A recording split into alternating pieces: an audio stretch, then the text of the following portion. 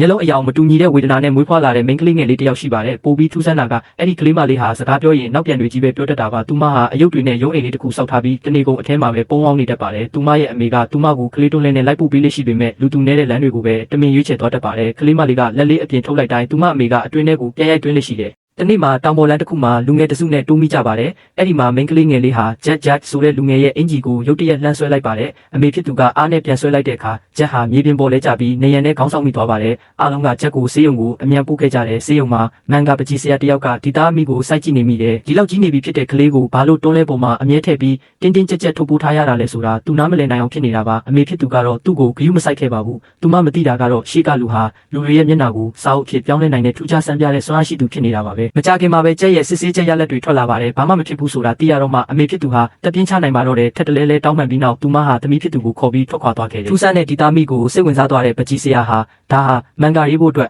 အကောင်းဆုံးအကြောင်းအရာပဲလို့ခန်းစားလိုက်ရပါတယ်မကြခင်မှာပဲသူ့ရဲ့အက်ဒီတာကအဲ့ဒီအမျိုးသမီးရဲ့လိပ်စာကိုရှာဖွေတွေ့ရှိခဲ့ပြီးသူတို့အိမ်ကိုတွားရောက်လဲပတ်ခဲ့ကြတယ်သူတို့လာတဲ့ရည်ရွယ်ချက်ကိုသိရတဲ့အခါမှာတော့အမေဖြစ်သူဟာသူမရင်ထဲမှာအကြာကြီးသိသိထားခဲ့ရတဲ့စိုးရိမ်ပူပန်မှုတွေကိုဖွင့်ဟပြောပြပါတော့တယ်သူမရဲ့သမီးဟာမျက်လုံးအယောင်မတူပဲမွေးလာတာစကားကိုနောက်ပြန်ပြောတာအပြင်အကြောက်ဆုံးအချက်ကသမီးလေးသွားလေယာမှာမကောင်းတာတွေပဲဖြစ်ပျက်နေတာပါလို့ဆိုပါတယ်သူမကိုဝင်စားရှိတုန်းကခင်မုန်းဖြစ်သူကားအက်ဆီဒင့်နဲ့ဆုံးပါသွားခဲ့တယ်လို့ချက်နဲ့တွေ့တော့လဲချက်ကချက်ချင်းလဲကြပြီးဒဏ်ရာရသွားခဲ့တာကိုသူမပြန်ပြောပြပါတယ်သမီးဖြစ်သူဟာကျင်းစာတင်နေတာလို့သူမယုံကြည်နေတာပါဒါကိုကြားတော့ပကြီးဆရာကအယုတ်အိမ်ထဲကိုငုံဝင်သွားပြီးသူ့ရဲ့စွမ်းအားကိုအသုံးပြုလိုက်ပါတယ်ခဏချင်းမှပဲကလေးမလေးဟာပန်းရောင်စာအုပ်လေးတစ်အုပ်အဖြစ်ပြောင်းလဲသွားပါတယ်အထဲမှာစာသားတွေမရှိပဲလှပတဲ့ရောင်စုံရုပ်ပုံတွေပဲရှိနေတာပါသူပြန်ထွက်လာတဲ့အခါမှာတော့ကလေးမလေးရဲ့စိတ်နှလုံးဟာလှပဖြူစင်ပြီးသူမဟာတာမန်ကလေးတစ်ယောက်သာဖြစ်တယ်လို့အမေဖြစ်သူကိုပြောပြပါတယ်စကားနောက်ပြန်ပြောတာနဲ့တယောက်ထဲနေရတာကိုကြိုက်တာကသူမရဲ့ပင်ကိုယ်စရိုက်တက်တာဖြစ်ပြီးကျင်းစာဆိုတာကတော့တိုက်ဆိုင်မှုတွေသာဖြစ်တယ်လို့ဆိုပါတယ်ဒါပေမဲ့အမေဖြစ်သူကလက်မခံနိုင်ပဲသမီးဖြစ်သူဟာပုံမှန်မဟုတ်ဘူးလို့ပဲတထိုင်နဲ့ယုံကြည်နေခဲ့ပါတယ်အဲ့ဒီအချိန်မှာကလေးမလေးကသူတို့ပြောတာကိုကြားသွားပြီးဝမ်းနဲ့ပူဆွေးကထွက်ပြေးသွားပါတော့တယ်အားလုံးကသူမနောက်ကိုအပြေးလွှားလိုက်ရှာကြရမှာတော့ပန်းချန်ထဲမှာချက်နဲ့အတူပျော်ပျော်ရွှင်ရွှင်ကစားနေတာကိုတွေ့လိုက်ရပါတယ်